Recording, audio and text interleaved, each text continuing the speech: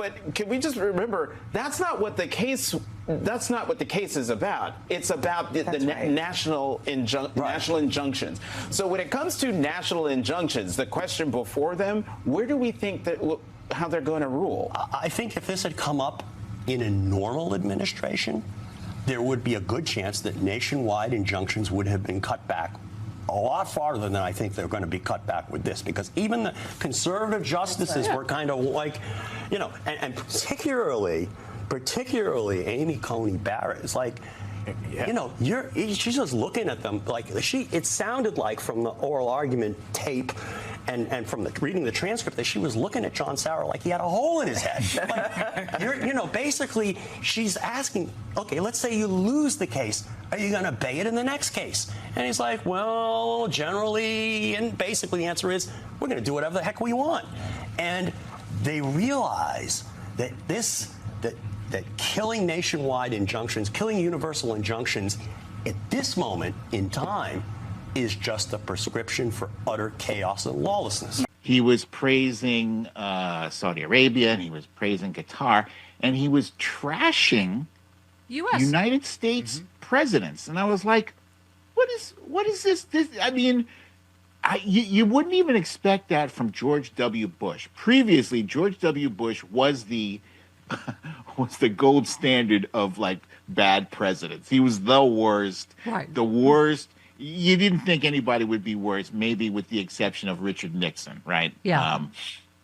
And along comes Donald Trump, who makes George W. Bush look statesmanlike because he never trashed his predecessors. And by the way, George Bush's blistering incompetence is what caused 9/11. He's the one that didn't listen to the warnings, despite them being very specific and very explicit, because they were like, "Oh, BJ guy told us, Bill Clinton, so who cares what he's is warning us about?" So, but you're right. At least he wasn't palling around with them like Donald Trump is. I mean, what's his name? Lutnick is like jollying it up with the guy, and he lost all of his employees at Cantor Fitzgerald that day. And he's like, over there yucking it up with the Saudi guy, right? Well, Howard Lutnick, let's keep in mind, is that same guy who said, well, if my 90-year-old mother-in-law missed a Social Security check, she's not going to gripe about it. And the people who scream about it the loudest are the fraudsters. And you couldn't be more disconnected from reality. Tell your whiny mom. Tell your whiny mom to shut up about her Social Security check. I mean,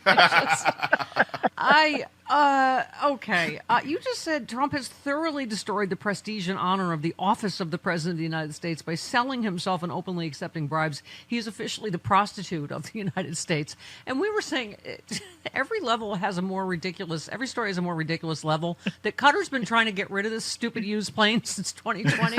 Like, he's the biggest sucker in the world. On top of it, take this used thing that we're going to fill with bugs. And I mean, it's just, right? That you get to keep, and you get to keep the plane. Okay. That's too funny. Yeah, you know what? I heard people talking about like retrofitting this thing so that it would be usable, and it would end up costing the American taxpayer $1 billion, and it would take several years. And frankly, I don't care if he's flying around in that thing and with a lot of bugs. And I mean, this is where I hate myself for saying that, because I should not be rooting for the bad guys to get our sensitive info. But this is especially kind of where the Trump will just give it to them. Has left me. Trump will just give it to them anyway, depending on how much cash someone puts in his pocket. I mean, I loved your piece because it's so New York. The Times Square trick that explains Trump's whole con. And you said the most dangerous and basic and dangerous tourist trap game I've ever seen in New York City is played in Times Square, the 3-card Monte. Explain to those of us outside the 718 or the 212. So it was my pleasure to take a walk down memory lane about 3-card Monte. And the reason I brought it up is because that game, everybody's seen a version of that game. It's 3 cards, right? Yep. 3 cards folded the long way. And they're they're next to each other on a table. Usually this is like a makeshift, like cardboard or milk crate table, something that you don't care about, because if the cops show up, you're kicking that thing over and you're running. Right. And there are 2 black cards, a club and a spade, and the other one is a red card, like a diamond or a heart, right? And the trick is you have to keep your eye on the red card.